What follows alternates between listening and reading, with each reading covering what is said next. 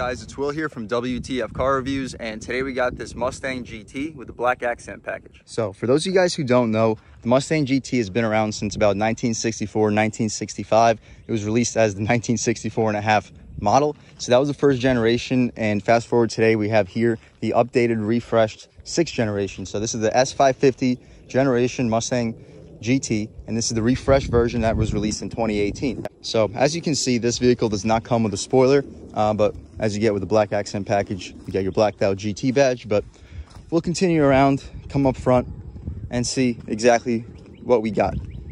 So coming up front, you simply got your updated LED headlights. These are LEDs now. You got daytime running strips as well. So with your black accent package, instead of chrome, the trim inside of your headlight housing is going to be blacked out too. And coming down, you got your fog light. It's an LED as well, and you got a functional little brake duct over here. But anyway, you continue along over here. Also for your black accent package, you get a blacked out pony emblem right here, and you have a nice black splitter that comes on all Mustang GTs. But very good styling. You got your hood vents. We'll see if they're functional when we pop the hood. And of course, for your black accent package, you got your 19-inch rims. So these are wrapped in aftermarket tires. This particular owner has swapped out the factory all seasons with these 255/40 ZR19 Pirelli P0 tires. They're pretty good tires. They're definitely pretty sticky, but you guys will see how the vehicle handles, performs, and responds with these tires once we take this car out for a drive. But as you see inside, you got your Brembo brake caliper. It's a very large multiple piston brake caliper. However, it's not labeled Brembo. You don't even have a Mustang logo, but not a big deal. I do wish that it was painted at least a gloss color, just to look like a more high quality brake caliper. But as long as it's functional, I guess who really cares? All in all, very good rim design. If I got this car, I would definitely option it with a black accent package. One negative about these rims is they're only 8.5 inches wide. So you're not gonna be able to put a much wider tire than a 255 on here. But again, not a big deal for those of you guys who really want to turn this into a performance car. You're probably gonna swap out the rims anyway. But also for your black accent package, you got your blacked out 5.0 badge. And I really like the splitter design, not splitter, but side skirts.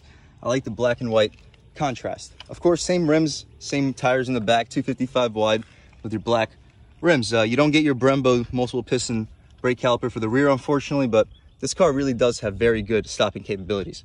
You do have a push to open gas tank with easy fill. That's a nice touch. And coming back here, as I mentioned, you don't get a spoiler. You got your blacked out GT badge with your sequential taillights as well. Those are really nice for the turn signals. Come down over here, you got your quad exhaust tips. However, this vehicle does not have the dual mode exhaust. However, it still sounds absolutely incredible. You guys will see once we start it up. But let's do exactly that. So let's start this beautiful Mustang GT up and hear how she sounds.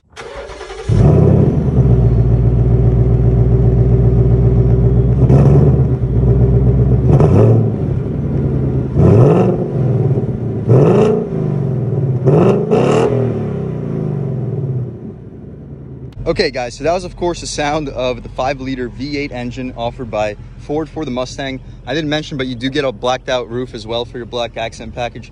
Great touch, great contrast overall. But let's pop this hood and check this motor out once we find the latch. But okay, so unfortunately we do not get struts. We have to deal with a prop rod, which is located right here. So let me get this set up. So there you go. Everything's really hot down here, which is unfortunate that they make you use a prop rod for this performance car, but it still does the job. Not a big deal. Once it's up, it's up. So here you have your engine bay. You don't have any strut tower braces, unfortunately. You don't have any braces in front of your radiator too, but still not a big deal. This vehicle is surprisingly stiff. You'll see all that once we take this car out on the road and check out this vehicle's driving dynamics. But for the performance packages, of course, you do get strut tower braces, of course. But all in all, this is your 5-liter V8 engine. It makes 460 horsepower and 420 pound-feet of torque. That's enough to get this vehicle to 60 in around 4 seconds, maybe even less if you have some sticky tires. But that's about it, guys, for this engine bay. Let's shut this thing up.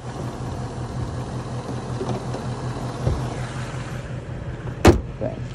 But all right, so let's step inside this Mustang GT. So first thing you notice when you step inside, up top over here, you don't get soft touch plastic, unfortunately.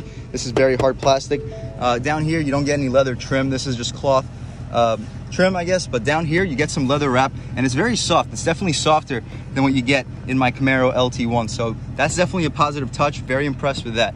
Over here you got some aluminum trim, but this is not useful for storage. So this is basically just a grab handle, but you get a really nice aluminum door handle. You got power one touch for both the driver and the passenger, and of course your 4-way adjustable mirrors. Coming down here, you got a nice Mustang emblem over here, nice little door sill, and you do have power sliding back and forth and up and down driver's seat with power lumbar, but to recline, it's a manual. Not a big deal. It's nice that they gave you the power adjustments in the first place.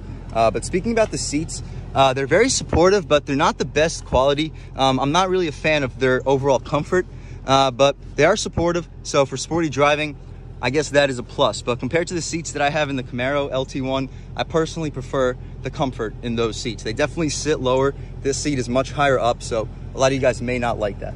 But let's take a step or a seat inside of this Mustang GT. So first thing you notice, of course, is the steering wheel. It's a very nice steering wheel. It's very good in terms of thickness.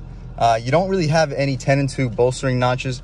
Not a really big deal. I spend most of my time in the 9 and 3 position anyway, and the 9 and 3 position is very good. I like the shape of the steering wheel for holding this. However, the thumb inlets aren't quite as nice as they are my Camaro LT1.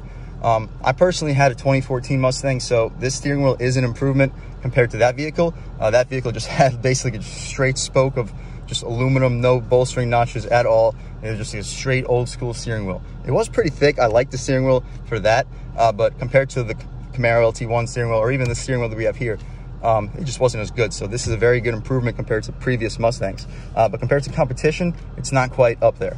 You don't get a flat bottom steering wheel, you don't get a spoke in the middle, but you have a ton of buttons over here. Of course, these control your volume and skip. Over here you got your infotainment toggle switches, where you of course can switch between digital speedometer. You can check out your distance till empty. You got all these information. You got your vacuum pressure, voltage. It's nice they offer you that. Trans oil temperature. Let's turn this AC down a little bit in case the audio is affected. But all right, so you got your trans oil temperature. You got your engine oil temperature, engine oil pressure, inlet air temp, cylinder head temp. You got your air fuel ratio, tire pressure, and we're back to the original place. So that's in the gauge mode. You can also check out your trip and fuel. So last 30 minutes, we averaged almost 22 miles per gallon somehow. But over here, you got your mileage, you got your average miles per gallon, trip informations, fuel history. But let's get out of here. Here you got your track apps.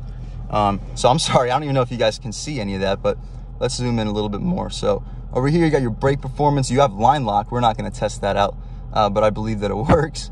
You got your acceleration timer.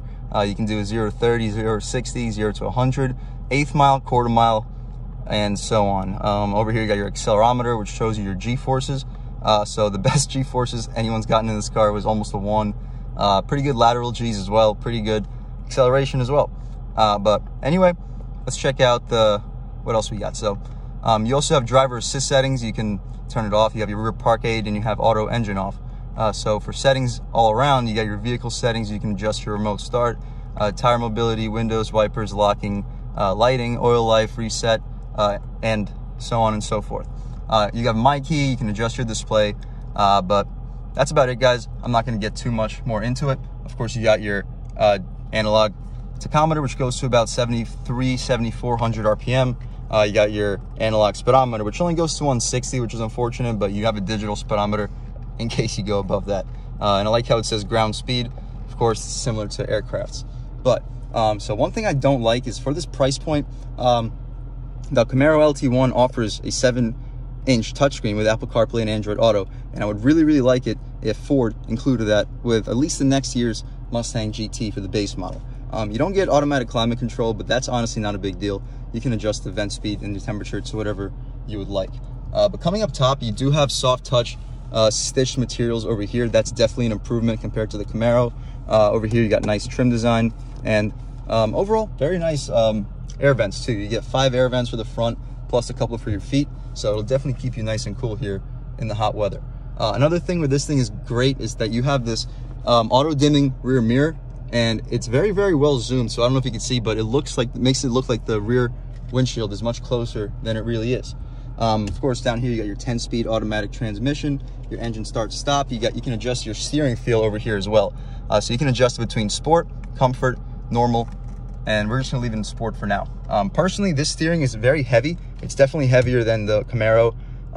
It has good steering feel. I definitely like the steering feel, but despite its weight, I personally think that the Camaro's steering is a little bit more direct. Even though that this car has summer performance tires, the Camaro with all season 245 tires up front, I feel like it still has a little bit sharper steering. And it also has a 7-inch display with Apple CarPlay, Android Auto. It has automatic climate, and it has a price tag that's several $1,000s cheaper.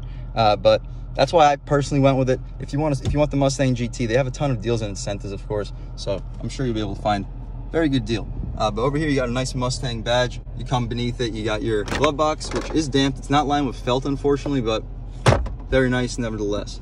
But that's about it for the front seat, guys, on this Mustang GT with the black accent package. Let's hop out to the back and see how much space we got offered back there. Okay, guys, so to step into the back seat, unfortunately, there's no latch behind the seat. You just got to pull up here. So let's step inside. Okay, so we're sitting behind my seat settings, and I am 6 feet tall. So as you can see, this is definitely not easy to do. I can get my feet, oh, we do have a latch right here, I apologize. But you can pull this back to its original place. I think, no, I guess I'm gonna have to do it from here. Okay, so this is a little complicated, but all in all, I can fit back here. It's a little bit more spacious than the Camaro.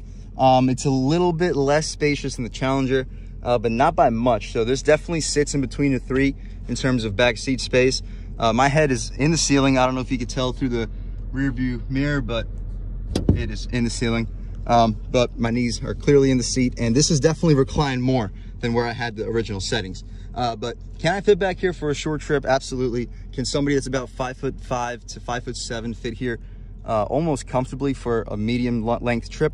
Most likely. But I wouldn't really put somebody back here unless they were relatively short, small children, or somebody that you just don't really like. But let's step out of here, check out the trunk space real quick, and then take this car out for a drive. Okay, so to get into the trunk, you just press the button down here and the trunk opens up for you. So you do have hydraulic assisted struts, and you do have a larger opening than the Mustang. However, the opening down here isn't really large, so it's going to be really tough to really slide anything in here that's a larger object. But the seats do fold down 50-50, so you can probably fit a TV back here if you angle it down through this opening correctly. So overall, pretty impressive space. Definitely a better trunk than the Camaro, but not quite as much space as in the Challenger. But let's take one last step back and let's take this car for a drive. All right, guys, we're in the Mustang GT, and this is what this car is all about. So let's take this car for a drive and see how she really performs. So this car sounds really, really good, even without the active exhaust. So this standard exhaust is definitely an improvement compared to, obviously, the 2015 to 2017 exhaust that came from the factory, of course. Big improvement, serious improvement. But it's also better than what the competition offers. So, you know, Dodge has very good sounding exhausts from the factory. They provide active exhaust for, I believe, all their V8 Challengers. I'm not sure about Chargers, but the Challengers, I believe they all receive an active exhaust. So that's this vehicle's competition. But the Camaro does not get an active exhaust for the base LT1 or the base SS. So that's gonna be an additional $1,000 option. Same with the Mustang, but the base exhaust, oops, squirrel, these squirrels. But so the base exhaust on this Camaro sounds, I mean, the base exhaust, so the base exhaust on this Mustang GT does sound very, very good. So one thing is, so there's no cylinder deactivation on these 5-liter engines, at least not to my knowledge. So there's a positive and negative. So for my Camaro LT1 and for the Challengers that I drove, they all had cylinder deactivation. So when you're just cruising on the highway or just cruising at steady speeds, they're driving in 4 or 6-cylinder modes. So this car doesn't have that, so there is going to be a little bit more drone, since you do have a little bit of a louder exhaust. So that there's good and bad. There's a tiny bit of drone, it's really not a big deal, but you have significantly more response instantly when you lean into the pedal compared to the vehicles with cylinder deactivation. So the Camaro and the Challengers, the cylinder deactivation systems work very well. Nevertheless, you're not really going to feel like you have to wait for the car, but there is that half a millisecond of lag, which you just don't have in this car. But okay, guys, stepping onto this road in automatic mode, we'll step on it about halfway. Woo! guys, this thing can really fly, and it sounds really, really good. So the low end torque, when you just lean into it, it's not going to be as strong as the Camaro or the Challenger Scatback. But once you get above like 3,000, 3,500 RPM, it really starts to move. But let's turn on to this pretty rough road and see how this vehicle's ride quality really can be.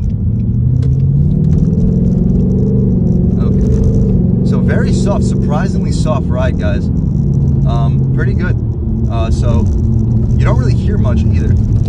Woo, that was a really big bump. It definitely like throws you up a little bit, but it feels like a more composed vehicle than the Camaro. The Camaro is a little bit stiff, but the ride quality is still very good despite its stiffness. But this vehicle, it's not as stiff as the Camaro, but you can definitely feel that on these bumps. But as soon as this road calms down a little bit, we'll slow down and do a little acceleration run. Okay, we have traction control on. We're just gonna lean into it, not gonna punch it, but let's go. Woo! Yeah, this thing can fly.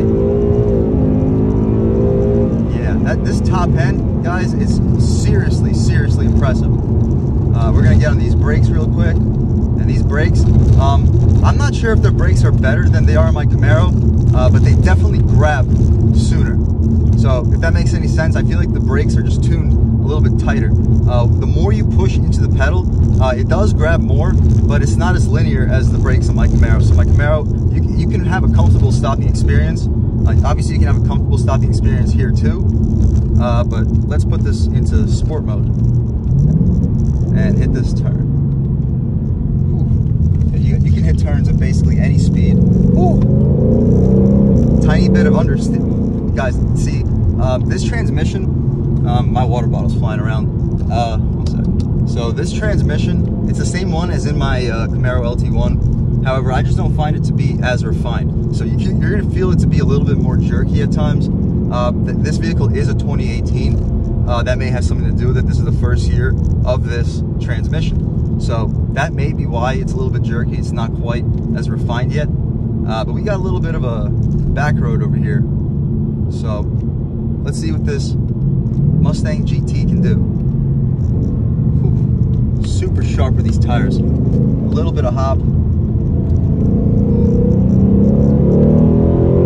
Yeah, guys, this thing can rip. You can hear my water bottle too, I know that.